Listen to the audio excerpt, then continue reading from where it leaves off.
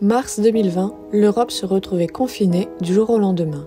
Primaires, collèges et lycées se sont ainsi retrouvés à faire cours en distanciel sans en avoir forcément les moyens. À la rentrée, c'est avec une nouvelle organisation que les élèves ont été accueillis. Donc là, grande adaptation, puisque passer par la visioconférence, passer par les exercices en ligne.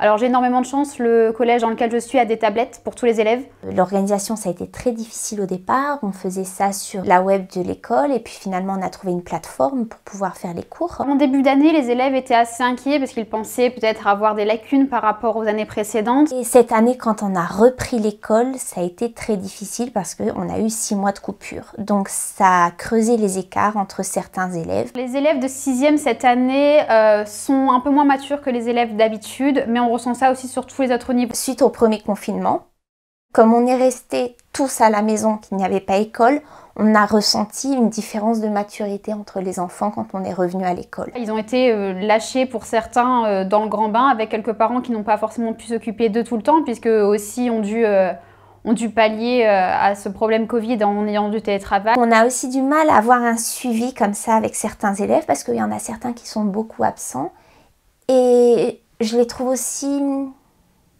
sans envie, sans entrain par rapport à l'an dernier.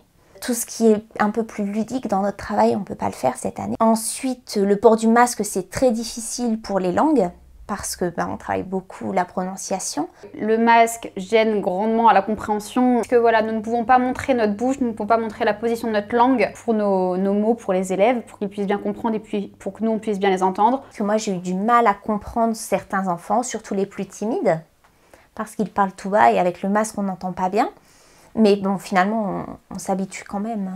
Et puis on demande de parler plus fort. Des fois, quand les élèves me parlent, je ne comprends pas vraiment tout ce qu'ils me disent, ou alors les rattraper pour leur expliquer comment positionner leur bouche correctement, c'est assez difficile aussi. Suivant les activités, il y a des fois où j'enlève le masque, ça dure très peu, et je mets un écran transparent devant moi. On essaye le plus possible d'utiliser les masques inclusifs, donc où il y a la partie transparente pour pouvoir le plus possible montrer la bouche, sachant que à la fin du cours, ce masque est souvent plein de buée. Donc il aide, mais ce n'est pas parfait, ça reste toujours mieux de ne pas avoir le masque. Par exemple, la prononciation du U en français, elle est très difficile. Donc je leur montre la position des lèvres, je leur dis on fait la bouche en haut et on essaie de dire un I. Donc pour ça, il faut qu'ils le voient. Je me mets très loin comme ça d'eux et puis je fais la prononciation à ce moment-là. Et puis il y a bien plus de 2 mètres de distance, je dis bien qu'on est loin. Et puis après, je remets le masque. Et je leur dis vous essaierez chez vous devant la glace.